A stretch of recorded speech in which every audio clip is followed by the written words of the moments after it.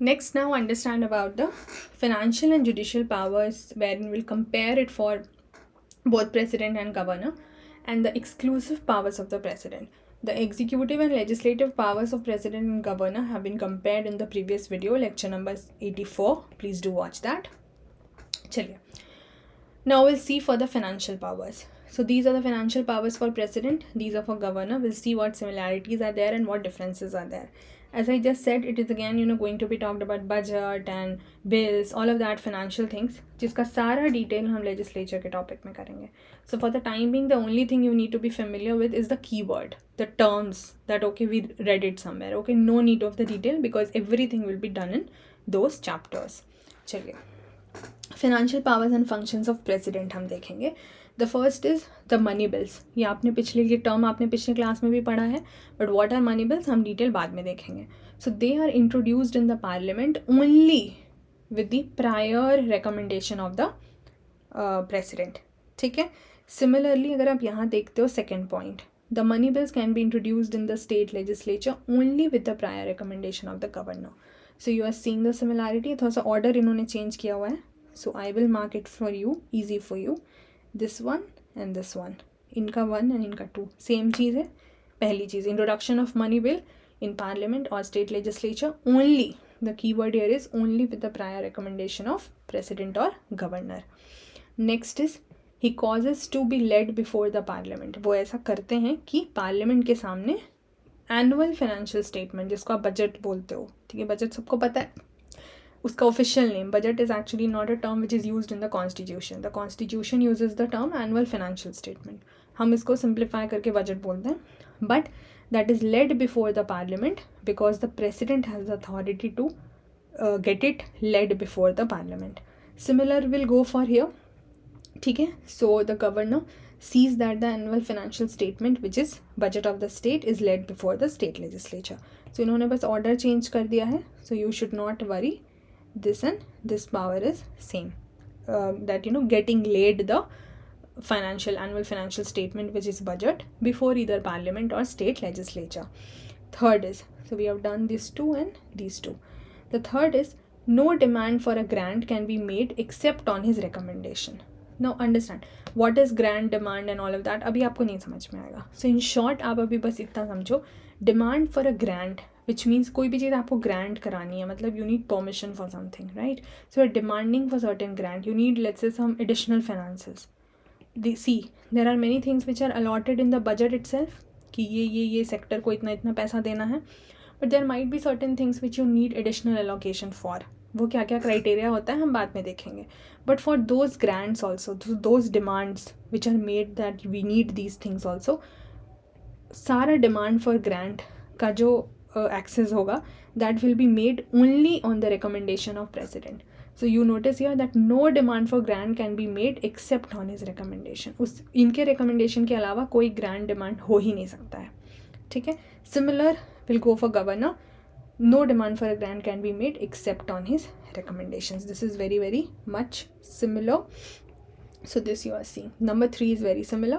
Number 1 and 2 are also similar. It's just the order is changed. Number 4, president के लिए he can make advances out of the contingency fund of India. So there is a contingency fund. एक term आपने देखा था उस दिन, consolidated fund of India. ठीक है. उसमें क्या था, सारा पैसा इकट्ठा. डिटेल्स हम बाद में समझेंगे. But there are certain contingency fund, like emergency के लिए अगर कुछ पैसा निकालना है तो make advances means make payments from that fund और withdraw money from contingency fund. So if there is any unforeseen expenditure जो हमने पहले से प्लान नहीं करा था और कुछ अचानक ऐसा हो गया, so such kind of things would be done by the president only, like president order pay. Similar go for state governor, advances out of contingency fund of the state to meet any unforeseen expenditure. It is also same. These two powers are also same. ठीक है. Money from contingency fund. And last is he constitutes the president constitutes a finance commission हर 5 साल पर. तो as a body हम करेंगे finance commission को later, but for the time being just know that every 5 years you will have a finance commission constituted जिनका काम होगा to recommend the distribution of revenues. that जो center है और state है उसके बीच पैसा कैसे बटेगा, है ना. मल्टीपल स्टेट्स हैं, state 1 2 3 4 etcetera etcetera.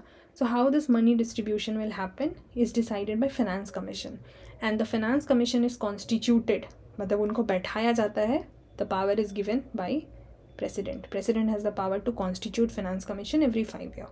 Similar goes for state level. But फिर आप बोलोगे कि सेंटर और स्टेट बीच का तो पैसा फिनेंस कमीशन ने कर दिया, तो स्टेट फाइनेंस कमीशन क्या करेगी? स्टेट फाइनेंस कमीशन क्या करेगी? अब स्टेट से लोकल गवर्नमेंट है ना, पंचायत म्यूनिसिपैलिटी में पैसा कैसे जाएगा, वो काम जो होगा, लेट्स से स्टेट से panchayat and municipality local government, वो पैसा कैसे डिवाइड होना है, that work is done by the State Finance Commission, and that is constituted by the governor. So basically the same function again, right? So this is also same. All the 5 functions you are seeing similar. Moving on, so these were the financial powers, जो money related powers functions थे. अब हमें समझना होगा judicial powers, जहाँ पर judicial type का nature आएगा इनके functions में. इसको हम देखते हैं.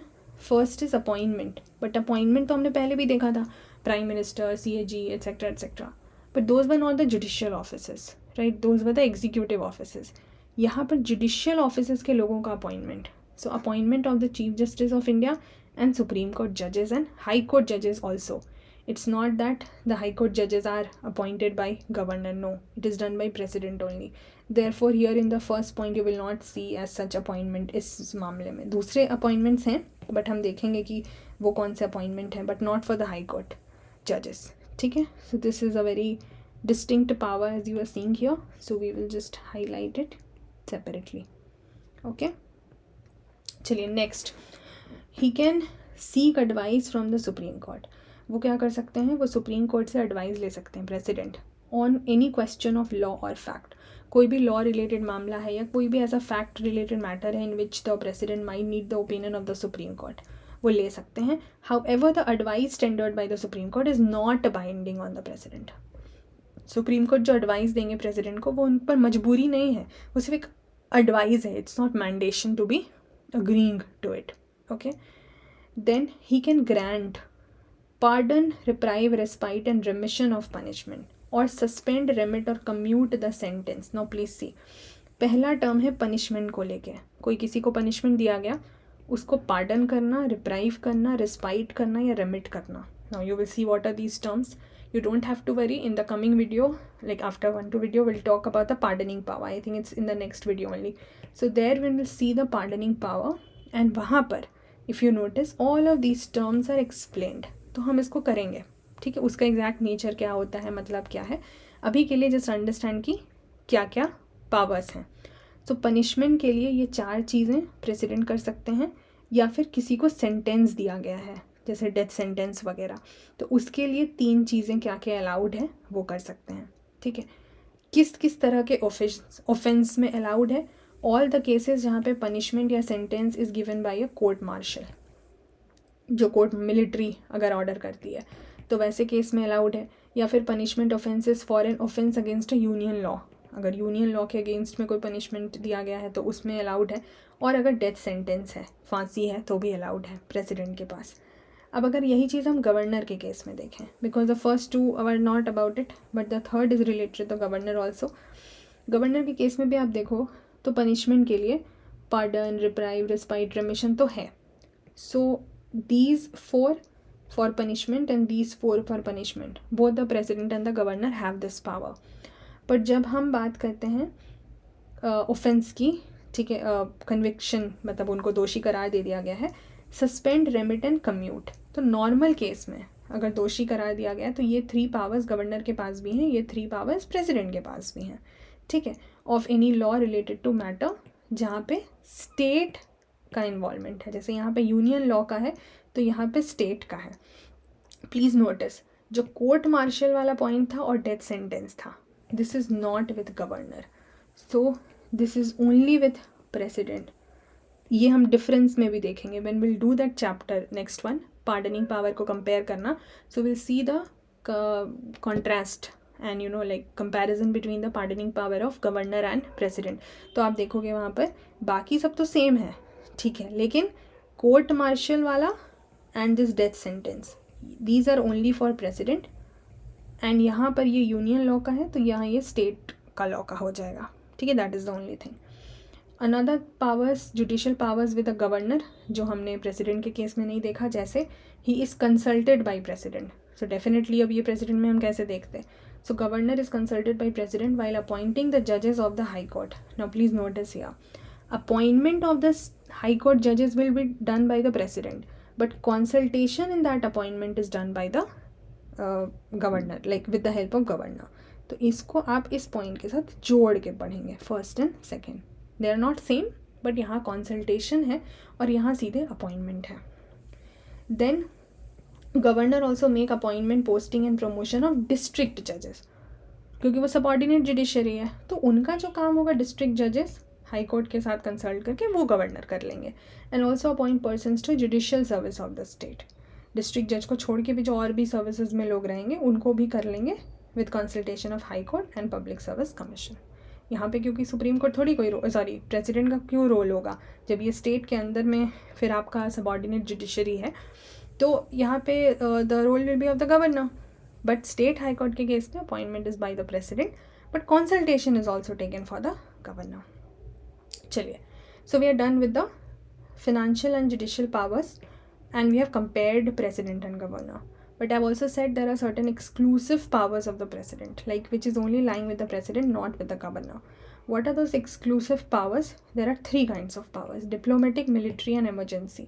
They are the exclusive powers of president. Diplomatic मतलब जैसे आपको पता है जो डिप्लोमेट्स होते हैं, ब्यूरोक्रेट, जो फॉरेन कंट्रीज़ के साथ रिलेशन, दूत जो होते हैं आपके बना के रखते हैं. Such diplomatic powers are there. अच्छा, डिप्लोमेटिक पावर्स में क्या है, with the president, that international कोई भी ट्रीटी है या अग्रीमेंट है, so all those negotiations and all those discussions are concluded on behalf of the president. See, it will be done by the, let's say, the external affairs minister or somebody from the external affairs ministry, but जो final authority नाम जैसे था ना, all the executive actions of the union and the state will be named after president and governor. Similarly, कोई भी international matter है, so you are understanding कि यहाँ तो governor का कोई रोल ही नहीं होना है. इसीलिए any international treaty or agreement जो negotiate या conclude होगा, that will be on the behalf of the president, but they are subject to the approval of the parliament. So ऐसा नहीं है कि president का discretion होगा, it is just that in his name it will be done, but the parliament से approval चाहिए होगा.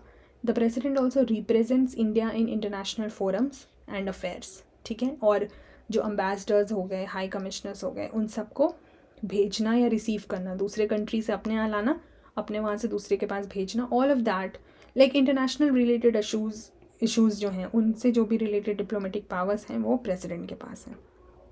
Then military, you know that the president is the supreme commander of all the 3 forces. ये हमने पढ़ा हुआ है पहले भी, सो कॉन्स्टिट्यूशन के आर्टिकल में ही दिया हुआ है. तो again definitely there is no role for the governor.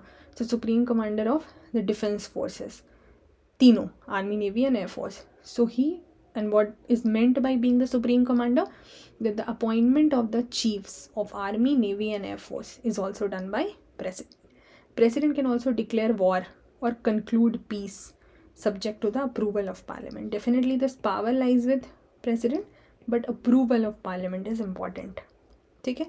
Then emergency, तो जब हम ये टॉपिक करेंगे तो again you will see that in addition to the normal powers जो कॉन्स्टिट्यूशन देती है प्रेसिडेंट को, एक्स्ट्राऑर्डिनरी पावर्स भी मिलते हैं in case of certain emergencies, like national presidents rule, जिसको हम स्टेट इमरजेंसी भी बोलते हैं, and financial emergency. What are the details हम आराम से करेंगे. So all these 3 powers are exclusive to the president, right. I hope this is clear to you. In the next video will talk about the pardoning powers. जो अभी आपको बताया, जो terms आपने देखे ये सारे, इसको हम देखेंगे, इसको हम समझेंगे, and then will compare the pardoning powers for both president and governor. So I hope you guys enjoyed this session and all the powers we are done with. I hope now it's clear to you. Thank you so much guys. Take care. Bye bye.